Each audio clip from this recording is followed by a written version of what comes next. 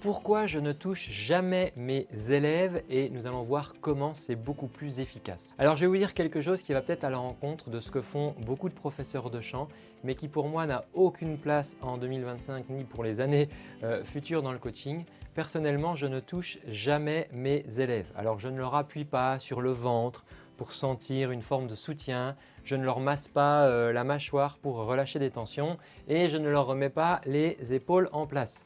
Et je suis convaincu que c'est l'une des raisons pour lesquelles ils progressent beaucoup plus vite. Alors dans cette vidéo, je ne vais pas seulement vous expliquer pourquoi, je vais vous donner le système que j'utilise à la place, un système qui rend vos mains complètement inutiles et votre coaching 10 fois plus puissant. La première chose dont je voudrais vous parler, c'est de la safe place. C'est vraiment pour moi le lieu du coaching. Le coaching, c'est un endroit dans lequel un coaché, une coachée devrait se sentir en sécurité à 300%.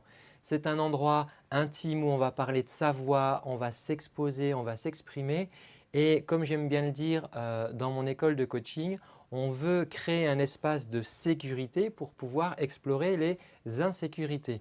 Et donc c'est vraiment important que la personne qui vienne vous voir soit au courant que tout d'un coup, vous n'allez pas poser vos mains ou la toucher de manière inappropriée, même si vos intentions sont bonnes. Et ça participe au fait qu'elle se sente en sécurité dans cet espace de coaching. J'ai un exemple, si vous connaissez la question de bulle d'intimité, j'ai l'exemple plusieurs fois en coaching où le simple fait d'être donc derrière mon piano et mon élève environ à 2 mètres, le fait de me lever de mon piano et de me placer devant le piano, eh bien la personne pour respecter sa bulle d'intimité se reculait d'1 mètre pour respecter cette distance entre nous. Et voilà pourquoi quand je vois encore aujourd'hui des coachs qui touchent leurs élèves, qui mettent leurs mains sans plus aucune forme de consentement, je ne vois pas du tout d'intérêt à ça. Ça me paraît complètement inapproprié et en plus, je vais vous expliquer pourquoi.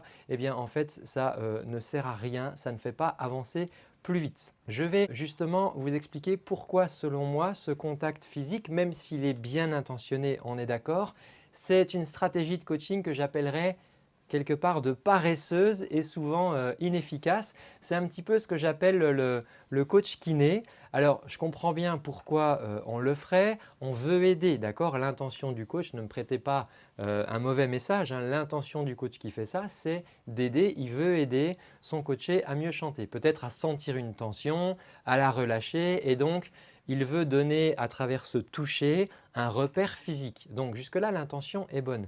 Mais ça révèle 3 problèmes fondamentaux.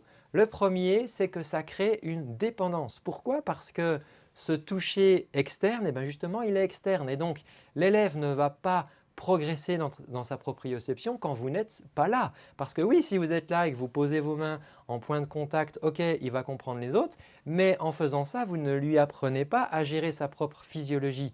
Et donc, vous devenez quelque part une sorte de béquille qui, quand on l'enlève, va faire retomber l'élève. Et moi, je prône vraiment dans l'école de coaching l'autonomie de l'élève et du coup, le fait de poser ses mains comme ça sur l'élève, ça ne l'aide pas à développer ses propres sensations. Deuxième problème à cela, c'est que ça ne traite que le symptôme et jamais la cause. Une mâchoire est tendue, ok, mais la plupart du temps, ce n'est pas forcément un problème de mâchoire.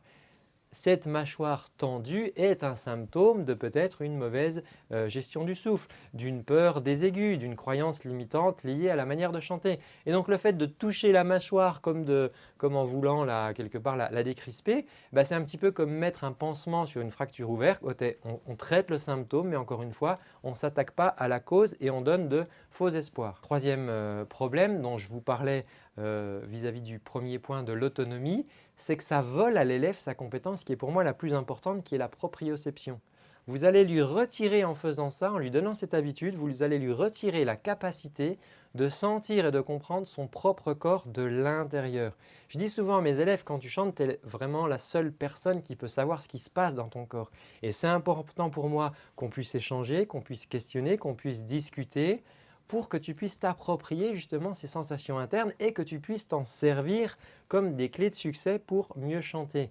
Si je pose mes mains, je touche mon élève, j'impose une sorte de correction externe au lieu de l'aider à créer une correction interne. Donc voilà 3 raisons pour lesquelles, pour moi, le fait de toucher ses élèves n'a pas beaucoup de sens. Maintenant, il y a d'autres méthodes qui ont beaucoup plus de résultats. C'est pour ça que je vais vous parler d'une méthode de coaching. Alors, c'est une ancienne méthode, c'est souvent utilisé par l'ancienne école, mais c'est une version de coaching pour moi un petit peu paresseuse. Pourquoi? Parce que si dans ce que je propose, on ne touche pas les gens, ça veut dire qu'on va pouvoir coacher avec le cerveau. Et là, on va s'attaquer à quelque chose de beaucoup plus intéressant. La solution, ce n'est pas d'être un meilleur kiné quelque part d'ailleurs, mais ça va être de devenir un meilleur guide, un coach neurosensoriel si je pourrais l'appeler comme ça. Et donc, mon travail, ce n'est pas de corriger le corps de mon élève.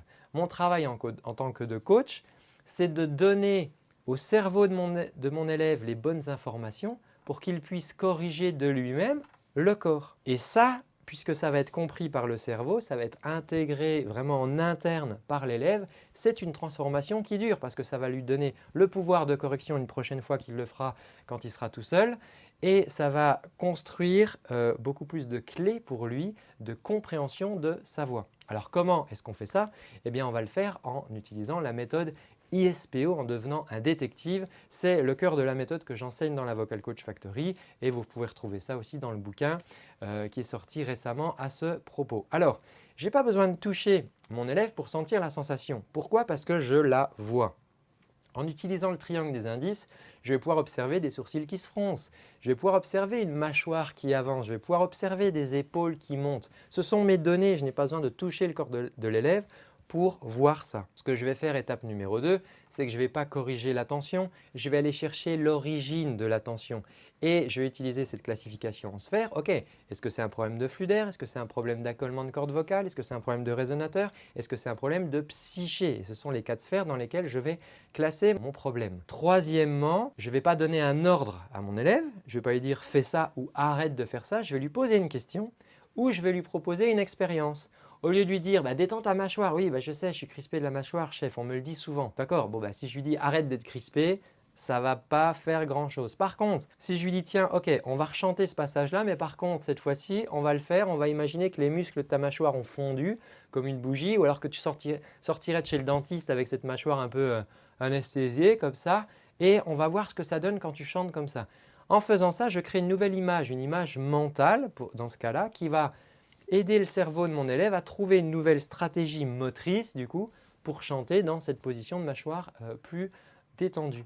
La mâchoire va se relâcher comme par magie quelque part, pas parce que c'est une conséquence en fait, c'est finalement la résultante du fait que je sois allé travailler pas le symptôme, mais que je sois allé travailler sur la raison d'origine. C'est important que vous ayez ça en compte, je pense, si vous vous aventurez, si vous êtes vous-même professeur de chant, si vous voulez faire évoluer vos pratiques. Est-ce que quelque part vous êtes ce coach un peu paresseux, un peu à l'ancienne, qui met les mains, là, qui tripote, qui viole cette sphère d'intimité quelque part? Ou est-ce que vous vous positionnez comme un véritable architecte de la voix qui va travailler beaucoup plus avec le cerveau de la personne?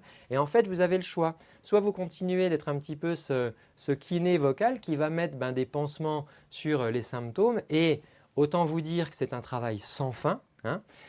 Soit vous devenez plus un architecte vocal, quelqu'un qui va guider le chanteur, qui va l'aider à trouver des plans pour qu'il puisse construire sa propre maison vocale qui va être beaucoup plus solide et qui va être beaucoup plus durable. En tout cas, moi j'ai choisi, c'est cette deuxième philosophie que j'enseigne à la Vocal Coach Factory. On ne forme pas des kinés de la voix, on forme plus des stratèges de la voix. Si cette approche, elle vous parle, si vous voulez apprendre à coacher le cerveau et pas forcément que le corps, alors la prochaine étape pour vous, c'est mon atelier en ligne. On va y plonger dans la méthode ISPO et comment vous pouvez l'utiliser pour obtenir des résultats que le simple contact physique ne pourra jamais vous aider à atteindre. Le lien se trouve dans la description. Il vous suffit de cliquer dessus, de laisser une adresse mail valide et vous recevez votre lien d'invitation pour cette conférence en ligne offerte. Je vous remercie d'avoir suivi cette vidéo et je vous donne rendez-vous dans un prochain contenu. Ciao!